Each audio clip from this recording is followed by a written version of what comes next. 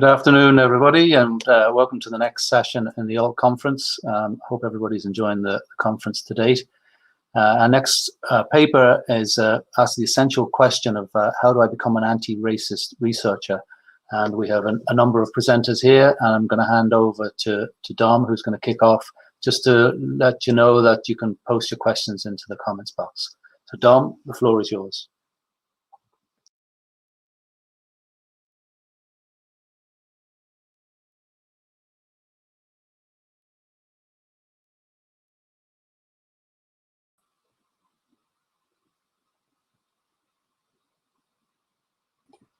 Dom? Dom, are you mute? You're on mute. Okay. What about now? Am I working Yeah. now? Typical, isn't it? I think that happened last time. My tech failed at last year's ALT conference as well. Didn't look like it on the screen. It's bound to happen. Brilliant. Okay, I'll start that one again. Rewind. I should set expectations for more domestic disruptions as well, in case my plumber pit turns up. Good afternoon, everyone, and thank you for attending. How do I become an anti-racist researcher? Welcome to the session. This is one of about 3 sessions related to this particular topic from a group that I'll explain a little bit more about in just a moment. So let me introduce a little bit more of the rest of the team here. You should see, hopefully you can see up on the, let me see, is that moving next? There you go. So there are 6 of us in this particular group that this particular area of work is looking at. And as you can see from the slides, we are spread across a broad variety of different places. There's a couple of us from London, but we're representing quite a range of institutions from largely across the UK on this particular topic. You can see a couple of hashtags at the bottom of the slide, so if you want to join in, please do so. Okay, so this particular group is part of one of the anti-racism and learning technology community of practice subgroups. That's a bit of a mouthful, that emerged late last year in response to wider conditions that were happening during the pandemic. As you can see from the slides, there are a few things that this particular group has come together to look at addressing. And these are things like making changes in our workplace, our work, and of course in the wider learning technology community. We have concerns or questions about potential lack of ethnic diversity in the TEL sector. And we also want to be able to empower colleagues to be better allies so that all voices can be more effectively heard. As you may have seen from, if you've attended any of the other sessions, there are 3 sort of main areas of activity within this particular grouping. And hopefully we'll see some links appearing in chat at some point during the session today as well. One of the areas looks at guidance for content developers. So we're looking at ways to set a recommendations for incorporating anti-racism and anti-racist actions into digital learning content. The session before us was talking about mentoring and coaching. And these are ways to particularly also has a focus on a recruitment into the learning technology field as well. And the group that the 6 of us are part of today is largely focusing on research connected activities. So we're exploring research, we're looking at ways that research into anti-racism within learning technology and sort of aggregating there. I will copy a link in the, oh, sorry. Sorry, I thought that was the wind. I will copy a link into the chat there for a blog post that we've published earlier on.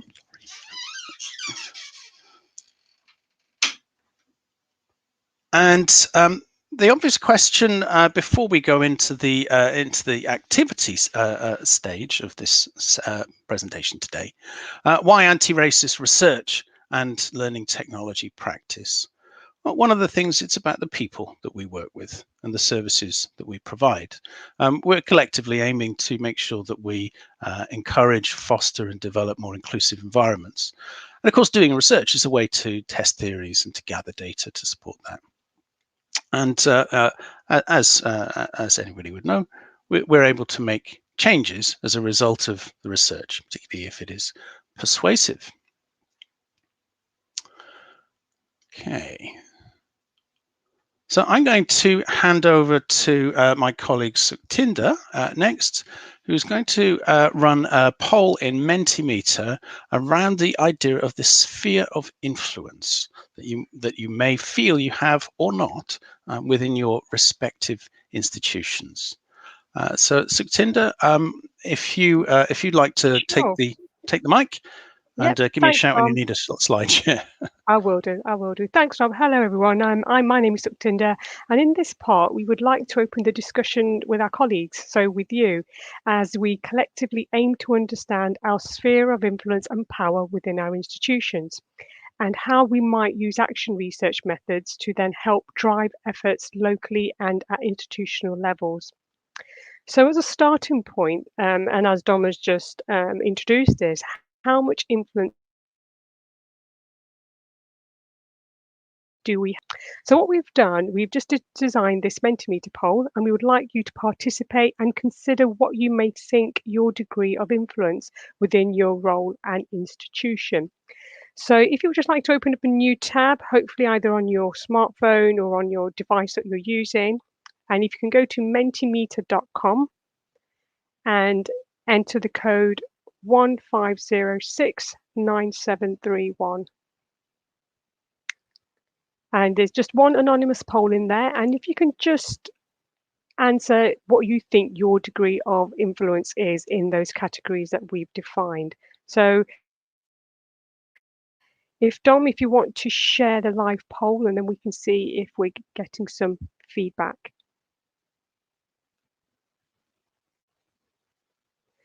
Obviously, we clearly do recognise that even in these categories, there are a lot of layers within that. But I think these are really good starting points to think about your sphere of influence. And I've read a really interesting quote, which I thought was really, really useful, which said, an important ingredient to creating impact is being clear about your sphere of influence. And often it's that area which we fail to take into account when we're planning for action. Oh, we seem to be getting some numbers in there. It's very small on my screen, so I'm just going to look at a bigger screen so I can see. So if it's appearing quite small for you, we'll just give you a couple of more minutes just to get some more feedback, and just in case anybody's got any issues. So go to menti.com and use a code at the top as showing on the slide. Just getting back to that question regarding what we mean by organizational departments, I guess we were thinking just about the spread of your influence outside of your own department. Thanks, Jim.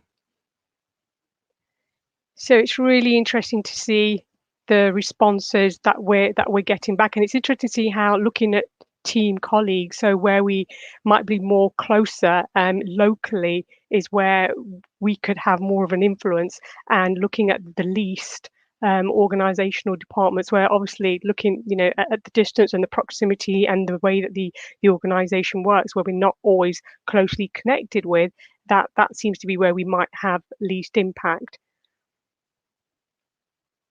Very interesting. It's very, very close with senior management. Very obviously low scores. The student body 2.2. But obviously, where we have the least impact is where we probably would like to have the most impact. So it's a good reflection into thinking about how we, within our roles, and can see the impact that we can have.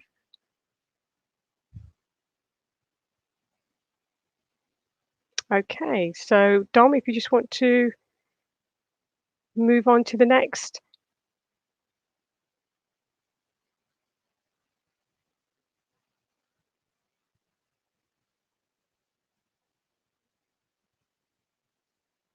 Hi, Dom.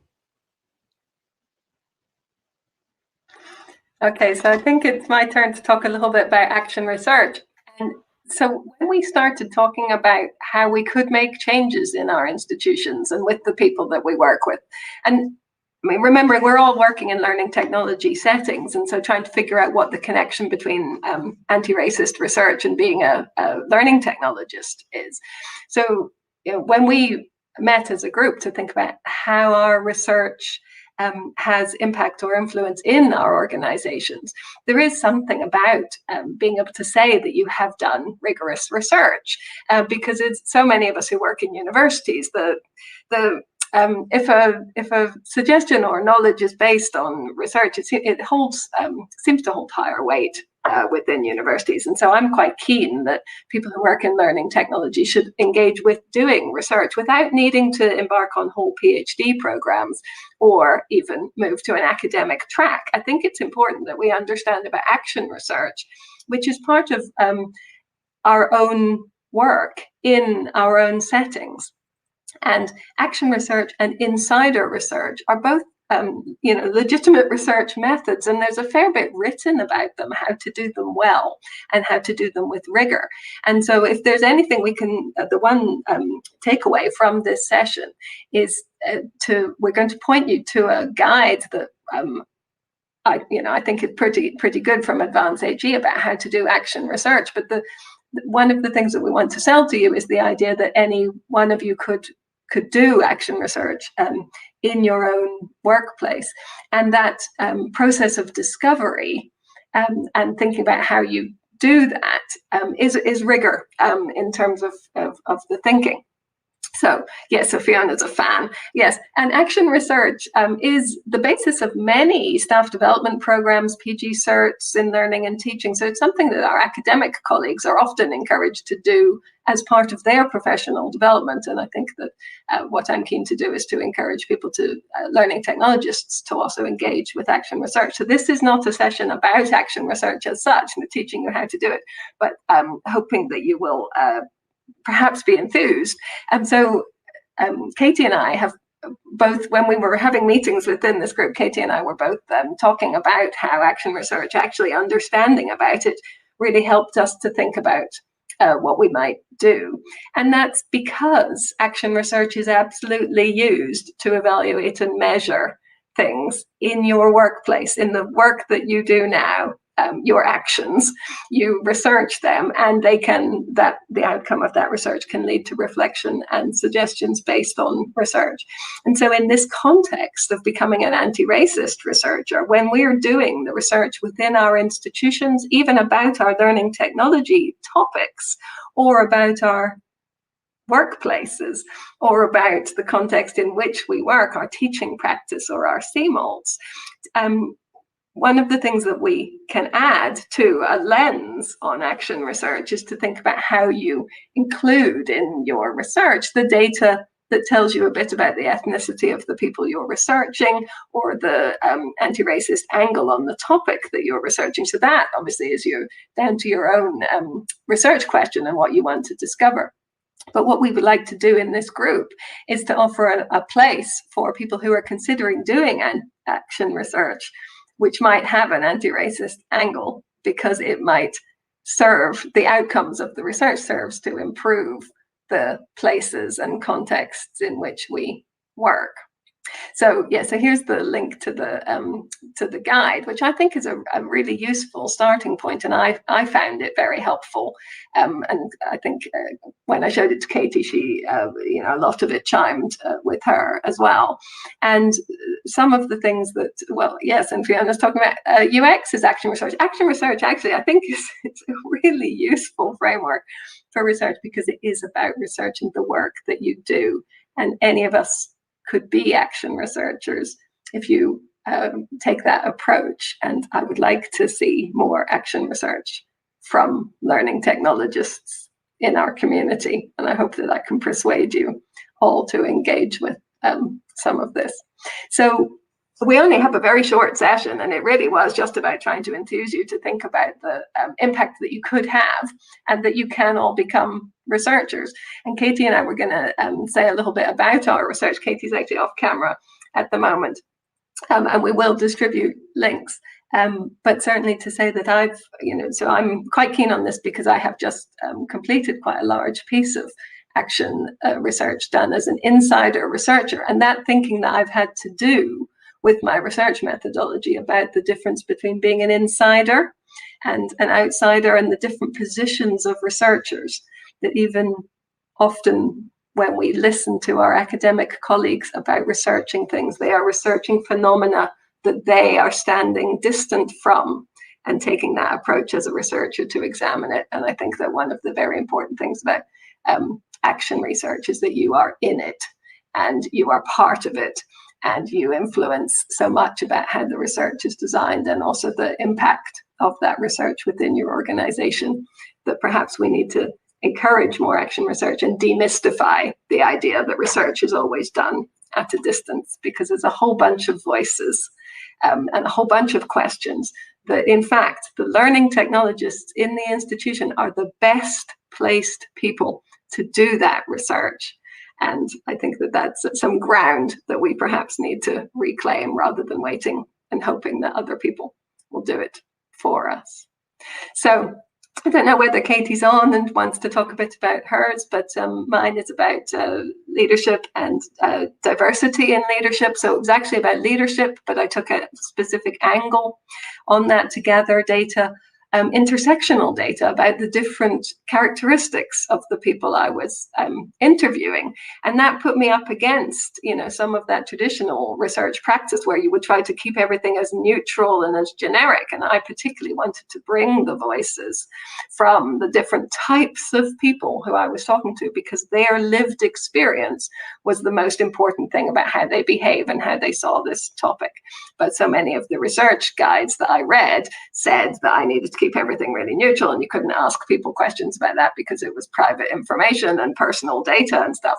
So as well as with the Action Research Guide, I would also recommend there's some very good guides about doing research in equality, diversity and inclusion, which from Advance AG, which helps you to think about the data you can gather and the questions you can ask about the people that you're researching. So I don't know, Katie, whether you want to come in, or whether it's time for us to take questions.